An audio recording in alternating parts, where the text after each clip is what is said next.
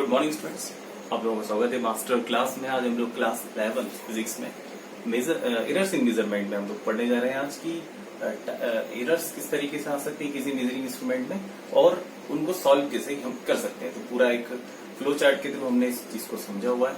उससे पहले हमको ये समझना पड़ेगा कि एक्यूरेसी और प्रिसीजन दो टर्म्स इसमें आती हैं फिजिक्स के अंदर, कि जब आप मेजरमेंट करने जाते हैं तब किसी भी मेजरिंग इंस्ट्रूमेंट की अपनी एक एक्यूरेसी होती है और उसका अपना एक प्रिसीजन होता है ना।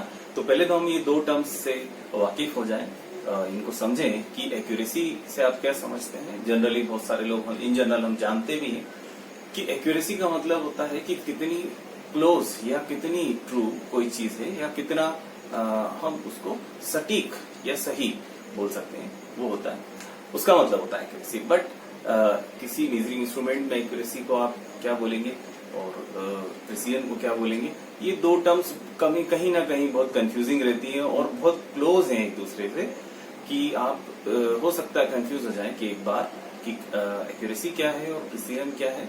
ये समझना बहुत बारीक है, तो इसको समझना चाहिए, है ना। पहली हमारी ये जिम्मेदारी बनती। तो आइए यहाँ पर देखते हैं सबसे पहले एक्यूरेसी और प्रिसीजन। तो देखिए आप, अगर मैं बात करूं इसकी डेफिनेशन की, तो एक्यूरेसी क्या है? It is the measure of how close, क्या बोला है? It is the measure of how close the measured value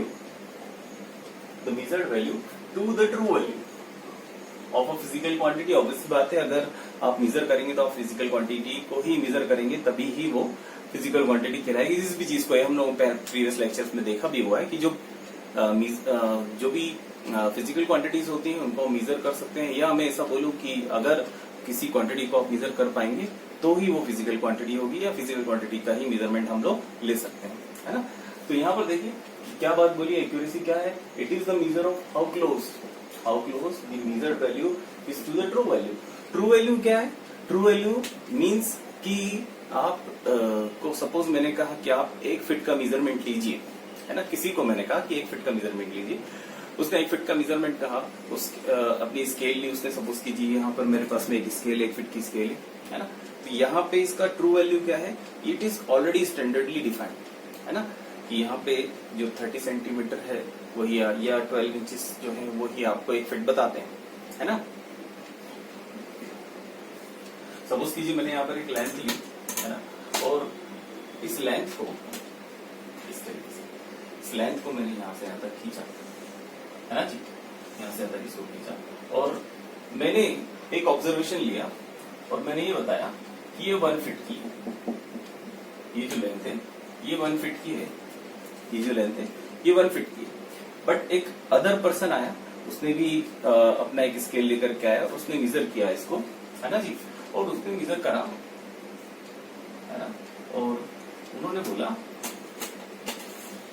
उन्होंने मेजर किया इसको और फिर उन्होंने मेजर किया। सपोज कीजिए उनका जो फर्स्ट काउंट था, उनका कुछ काउंट निकल के अलग आया, वो आया मेरे पास में 1.1 फीट निकल के आया, है ना। उसके बाद में अदर भी लोग आ सकते हैं, वो अपने ऑब्जर्वेशन ले सकते हैं, कोई मुझसे बोल सकता है 1.2 फीट आया। तो ये है क्या? ये इनकी एक्यूरेसी होगी कि आप कितना क्लोज है स्टैंडर्ड वैल्यू के, ये जो ट्रू वैल्यू है ना, इसके आप कितना क्लोज है, कितना क्लोज आप जा पाए, है ना। और आप जितना दूर जाते जाएंगे उतना उसमें एरर आता जाएगा, है ना। ऑफ कोर्स जो टॉपिक है वो हमारे पास में क्या है? Errors in measurement. तो हमको पहले तो ये पता हो कि एक्यूरेसी क्या होगी और प्रिसीजन क्या होगा। एक्यूरेसी का मतलब कि आप कितना क्लोज जा पा रहे हैं ट्रू वैल्यू के, या जो डिफाइंड, या एक तरीके से बोला जाऊं कि जो करेक्ट वैल्यू है ना। आप ये समझ लीजिए एक्यूरेसी का मतलब ये हो गया कि करेक्ट वैल्यू, है ना, करेक्ट वैल्यू, जो करेक्ट वैल्यू है वही एक्यूरेट वैल्यू है ना। सपोज कीजिए ये जो लेंथ है ये 1 फीट की होती है ना, तो ये इसकी करेक्ट वैल्यू होगी, ट्रू वैल्यू, करेक्ट वैल्यू। और उसके बाद में एक्यूरेट वैल्यू क्या हो जाएगी? एक्यूरेट वैल्यू, एक्यूरेसी मतलब उसके आप कितना पास जा पा रहे हैं, किसके? करेक्ट वैल्यू के आप कितना पास जा पा रहे हैं, है ना। ठीक है, आगे देखिए प्रिसीजन क्या है। नेक्स्ट आपके पास में आता है प्रिसीजन। तो प्रिसीजन क्या बोलता है? प्रिसीजन बोलता है इट इज दी एक्जैक्टनेस और रिफाइनमेंट, एक्जैक्टनेस और refinement of measurement of the least count, ओहो सर क्या बात है, यहाँ पर एक वर्ड आया लीस्ट काउंट, है ना जी। तो लीस्ट काउंट का मतलब आप जब मेजर करेंगे प्रिसीजन ये बताता है कि कितना एग्जैक्ट है, कितना कम से कम आप मेजर कर सकते हो। ये लीस्ट स्केल, इसका लीस्ट काउंट क्या होगा? सपोज कीजिए अगर ये 30 सेंटीमीटर स्केल है, इसका सबसे लीस्ट काउंट क्या होगा? अगर मैं सेंटीमीटर की बात करूं तो इसका लीस्ट स्केल में इसका लीस्ट काउंट कितना होगा? 1 सेंटीमीटर का होगा। देख लीजिए, आपकी सबको पता है ना जी, कि भाई अगर 30 सेंटीमीटर की स्केल है तो उसका लीस्ट काउंट कितना होता है? सेंटीमीटर में 1 सेंटीमीटर, है ना। वही मिलीमीटर की अगर बात करें तो 1 मिलीमीटर होगा। मतलब आप कितना कम से कम मेजर कर सकते हैं, वो क्या कहलाएगा आपके पास में? वो उसका लीस्ट काउंट कहलाएगा। तो जो least count which you can take out from a particular instrument, that is known as precision, है ना।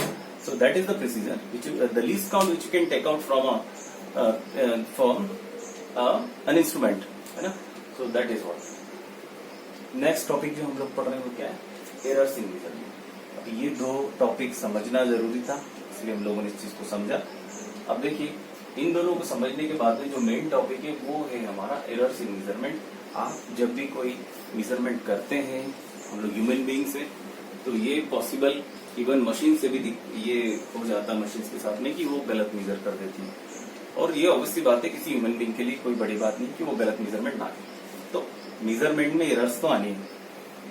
तो ब्रॉडली हम लोग बात करें या देखा जाए मोटा मोटी तौर पर कि जो एरर्स हैं उनको कैसे डिस्ट्रीब्यूट किया है, तो यहाँ पे जो एरर्स हैं उनको 3 तरीके से डिस्ट्रीब्यूट किया है। पहले आपके पास में देखिए यहाँ पे सिस्टमैटिक एरर है, दूसरी यहाँ पर एक रैंडम एरर है, रैंडम उसको रैंडम लिखेंगे, और नेक्स्ट वन क्या है हमारे पास में? Gross error. तो अगर मैं बात करूं रैंडम एरर, सिस्टमैटिक एरर की, फर्स्ट एरर सिस्टमैटिक एरर नाम से ही समझ में आ रहा है। और आप ये समझ लीजिए जितनी भी एरर्स हैं ये सारी सिस्टम में ही एरर होंगी, है ना। ये किसी सिस्टम की एरर है, किसी इंस्ट्रूमेंट की एरर है, किसी मेजरिंग इंस्ट्रूमेंट के लिए डिफाइंड एरर्स है, टाइप्स ऑफ एरर्स है। तो देखिए आप पहली जो यहाँ पर दी हुई है वो क्या दिया है? सिस्टमैटिक एरर, है ना। तो पहला पॉइंट क्या है? It is a system generated error. किसमें जनरेट होगी? तो सिस्टम में जनरेट होगी, किसी मेजरिंग इंस्ट्रूमेंट में जनरेट होगी।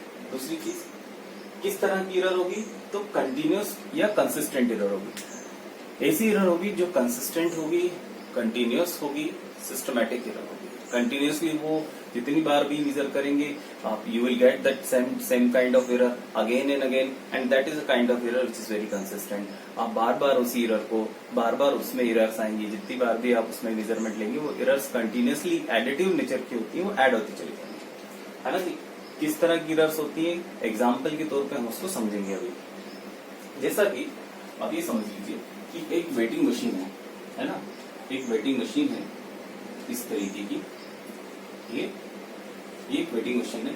सपोज कीजिए मुझे, मेरे पास कोई आया और मुझे 5 केजी का राइस चाहिए, तो आपने उसको 5 किलोग्राम चावल देना है, 5 किलोग्राम आपको चावल देना है। ये यहाँ पे इलेक्ट्रॉनिक डिस्प्ले है।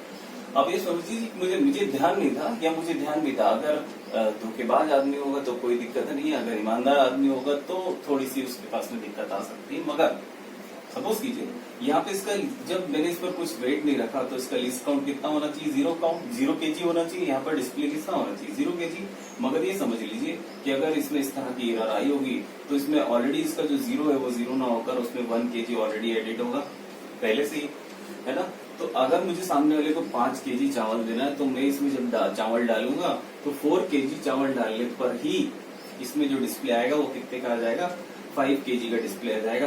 मतलब आपने चावल कितने दिए? 4 केजी के दिए, डिस्प्ले कितने का है? 5 केजी का आएगा इसमें, और सामने वाले को भी 5 केजी दिखेगा। अगर आपने उस पर 1 किलोग्राम कमा लिया, है ना, तो दैट काइंड ऑफ, और वो हर बार होगी। आप 25 किलो भी देंगे तब भी 1 किलोग्राम कम देंगे आप। तो कंसिस्टेंट एरर है, कंटिन्यूसली आती जाएगी, है ना जी। तो कंसिस्टेंट या कंटिन्यूसली यूनिडायरेक्शनल है, ऑब्वियस सी बात है। अगर वो +1 ऐड होता जा रहा है तो वो +1 हर बार ही ऐड होगा, है ना। तो ये किसकी? यूनिडायरेक्शनल है, एडिटिव एरर है। कॉज ऑफ एरर नोन, इस तरह की एरर का कॉज पता रहता है। भाई मुझे पता है कि इसको मैंने रीसेट नहीं किया। मेरे पास में अगर सपोज करो मैं किराना व्यापारी होता और मेरे पास में वेटिंग मशीन होती है, उसमें अगर मैंने स्टार्ट किया, उसको बटन दबा के जब स्टार्ट करना था उसको, तो उसमें 0 केजी ना होकर के कितना है? 1 केजी है स्टार्टिंग में, इनिशियल कंडीशन में। तो वो तो मुझे कॉज पता है कि भाई मैंने इसको रीसेट नहीं किया। तो कॉज जो है इसका क्या होता है? नोन होता है। कारण पता होता है किस कारण से ये हो रहा है ना जी। दूसरी बात आती है error can be minimised. Obviously बात है, इसको वही रीसेट कर दो आप, एरर मिनिमाइज हो जाएगी, जीरो हो जाएगा आगे। तो किस तरह की एरर, जो सिस्टमैटिक एरर होती है उसमें ये सारी चीजें होती है कि सिस्टम जनरेटेड होती है, कंटिन्यूसली होती है, यूनिडायरेक्शनल होती है, कॉज ऑफ एरर नोन होते हैं और error can be minimised. Next अगर बात करते हैं वो हमारे पास है रैंडम एरर। किस तरह की एरर है? Random error. तो रैंडम एरर नाम से ही समझ में आ रहा है कैसी है, रैंडम है। तो रैंडम का मतलब क्या हो गया? अचानक मतलब ऐसी एरर जो अचानक पैदा हो जाए किसी सिस्टम के अंदर। आप मेजरमेंट ले रहे हैं, आप किसी भी तरह का कोई एक्सपेरिमेंट कर रहे हैं। अगर मैं लेबोरेटरीज की बात करूं, बात करें किसी दुकानदार को, अगर वो दुकानदार कोई चीज तोल रहा है, मेजर कर रहा है, तब एकदम से सपोज कीजिए उसका कारण नहीं पता कि जो एरर आई वो क्यों आई, तो that kind of error known as random error. एक सिंपल सा बहुत अच्छा सा एग्जांपल लेते हैं। आप सुनार की दुकान पे जाते हैं गोल्ड लेने, वहां पे जो बात चलती है कि आप गोल्ड मांगते हैं मिलीग्राम्स में मांगते हैं, बहुत मिलीग्राम में, तोला में चलता है ना सोना। ऐसा तो नहीं है आप गए और आपने बोला भाई 1 किलो चावल दे, 1 किलो सोना दे देना, है ना, इस तरीके से तो कोई मांगता नहीं है। या फिर आपने बोला भाई 1 किलो है, 10 ग्राम और दे देना, 10 ग्राम और दे देना, भगा देगा वो आपको, है ना जी। तो यहाँ पर बहुत मिलीग्राम से बात चलती, छोटे छोटे वेट पर बहुत बड़ा बड़ा प्रॉफिट और लॉस भी हो जाता है। तो इस तरह की जब आपको मेजरिंग इंस्ट्रूमेंट हो और वहाँ पे इतने भाई बड़े हाई स्टैंडर्ड्स हो, तो आपको क्या करना पड़ता है, बहुत केयर रखनी पड़ती है। वहाँ पे छोटी छोटी सी जो गलतियां हैं वो भी बहुत बड़ा नुकसान दे जाती है, फायदा भी दे जाती है। अगर हो जाए तो अच्छी बात है। अब देखिए यहाँ पर रैंडम एरर की अगर मैं बात करूं तो इसका कारण नहीं पता होता है। Random error generated randomly error generated in the system, मतलब सिस्टम में जैसा कि मैंने बताया आपको जो एरर आएगी वो रैंडमली आएगी, है ना। दूसरी चीज आप यहाँ पे देखिए कैसी है, इनकंसिस्टेंट एरर है। इनकंसिस्टेंट एरर है मतलब कभी तो होगी कभी तो नहीं होगी। भाई आपने सपोज कीजिए यहाँ पे इसी तरीके का मैं ले लेता हूँ, ये एग्जाम्पल एक वेटिंग मशीन का, और ये किसी के पास में रखी है, ये रखी है किसी सुनार के पास में रखी हुई है। आप ज्वेलरी लेने गए हुए, आप ज्वेलरी लेने जब गए हुए हैं तो आपने बोला कि मुझे 10 ग्राम सोना चाहिए, मिलीग्राम की बात कर रहा हूं मैं, है ना। 10 मिलीग्राम जो है आपको उसने दिया हुआ है, या 10 ग्राम ही आप समझ लो। आपने उससे सोना मांगा, अब 10 ग्राम आपने सोना मांगा। अब जैसे ही आपने 10 ग्राम मांगा, हो सकता है ऊपर से हवा चली, इस तरीके से एयर चली बहुत तेज, उसी टाइम बहुत तेज आंधी आई। तो क्या होगा, जब यहाँ पर प्रेशर पड़ेगा, इस पे प्रेशर पड़ेगा, तो यहाँ पे जो 9 किलोग्राम जो यहाँ पर प्रेशर होगा वो सपोज करो ऑलरेडी 1 ग्राम का प्रेशर आ गया। कैसा प्रेशर आ गया? 1 ग्राम का प्रेशर आ गया यहाँ पे ऑलरेडी बिकॉज ऑफ एयर। तो क्या होगा, 10 ग्राम की जगह यहाँ पे 9 ग्राम प्रेशर, 9 ग्राम जो है वो आपने यहाँ पर डाला सोना, और 1 ग्राम जो है वो ऑलरेडी एयर का प्रेशर था। तब यहाँ पे जो डिस्प्ले होगा वो 10 ग्राम होगा, मगर आपने एक्चुअल में तोला कितना? 9 ग्राम, है ना जी।